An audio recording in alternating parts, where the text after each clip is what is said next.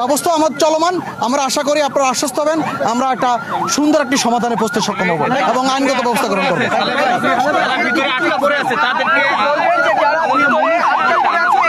যারা ভেতরে আটকা পড়ে আছে বলে সংবাদ পেয়েছে, এখানে ছাত্ররা আছে, এখানে কলেজের অথরিটি আছে। আমি চেষ্টা করেছি ভেতরে প্রবেশ করার, আমি প্রবেশ করতে পারিনি, সেখানে প্রবেশ করতে পারিনি। কলেজ অথরিটি দেখছে, এটা লাইবিলিটিস কলেজ অথরিটি দেখে তারা কি সমস্যা কি সমাধান, এটা সমস্যাটা কিভাবে সমাধান করবে তারাই ব্যবস্থা নেবে। আমরা আশা করি এটা সুরাহা হবে। এটা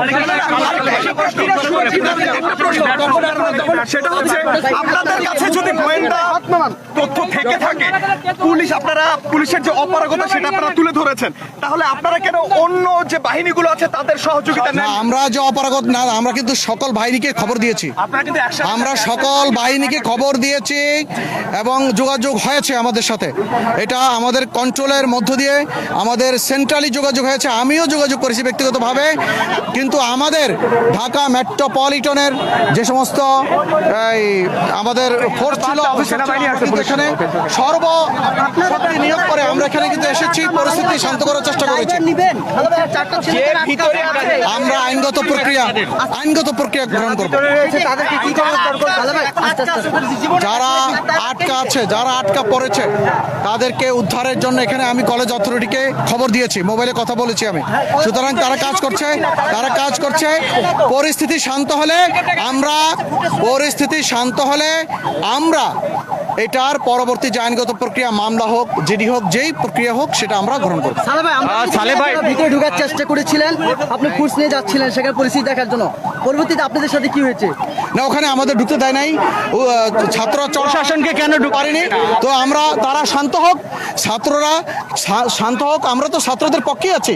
আসলে আমরা শান্তি শৃঙ্খলা যারা মেনে চলবে সমাজে তাদের পক্ষে আমরা আছি। সুতরাং যারা শান্তিপ্রিয় ছাত্র আছে তাদেরকে নিয়ে আমরা এটা পরবর্তী একটা ব্যবস্থা গ্রহণ করব। আমরা আছি।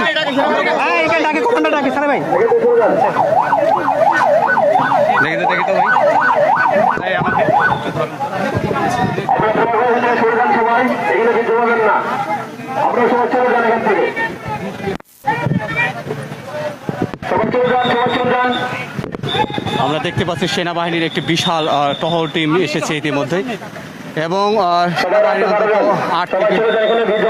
আট থেকে 10টি সেনাবাহিনী 8 থেকে 10টি গাড়ি ইতিমধ্যে এসেছে এবং তারা পর্যাপ্ত।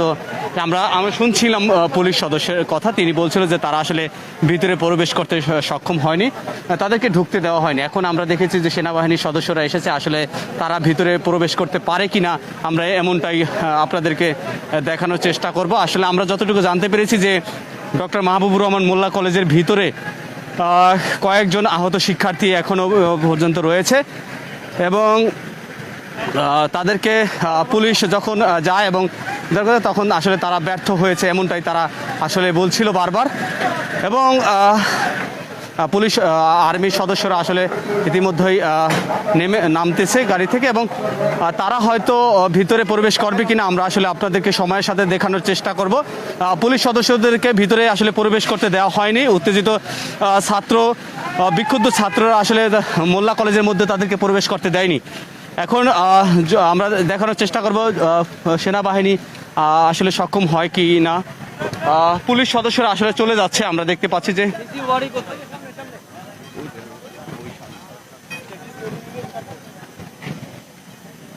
পুলিশ সদস্যরা, আমরা শত শত পুলিশ সদস্য এসেও আসলে ভিতরে প্রবেশ করতে পারেনি। পুলিশ সদস্যরা আসলে ফিরে চলে যাচ্ছে। এখন সেনা সদস্যরা এসেছে, আমরা সেনা সদস্যদের সামনে কি কোনো কাটা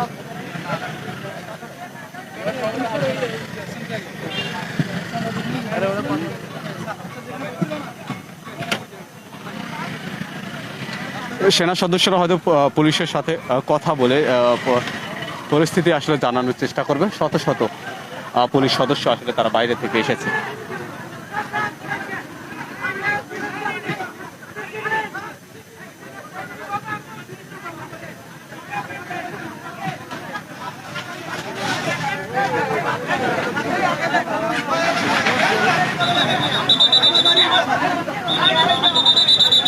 হয়তো সেনা সদস্যরা কোনো একটি উদ্ধারে, ছাত্রদের উদ্ধারে আসলে তারা যেতে পারে। আমরা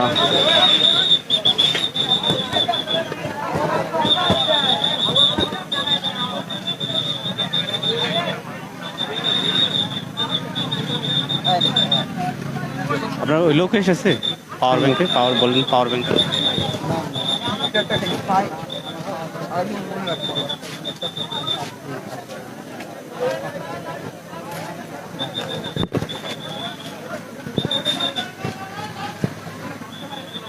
আমরা দেখতে পেয়েছি যে অনেকগুলো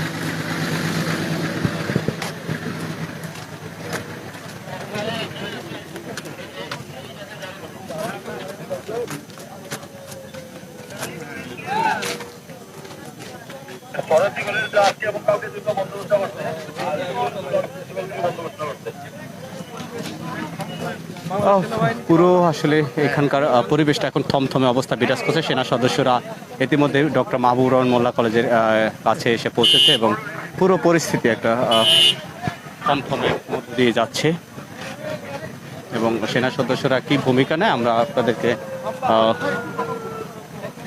দেখানোর চেষ্টা করব।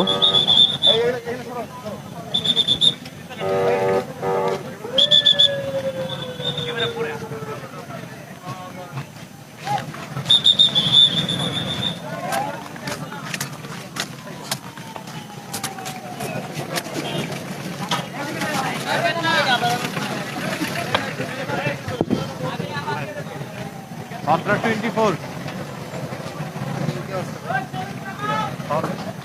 পাওয়ার ব্যাংক আছে, পাওয়ার ব্যাংক এই সময় হাতছাড়া করার মতো পরিস্থিতি একটু হলেই মোটামুটি একটা এমনি আপনি যত সময় আসেন এখানে তত সময় ঢোকাতে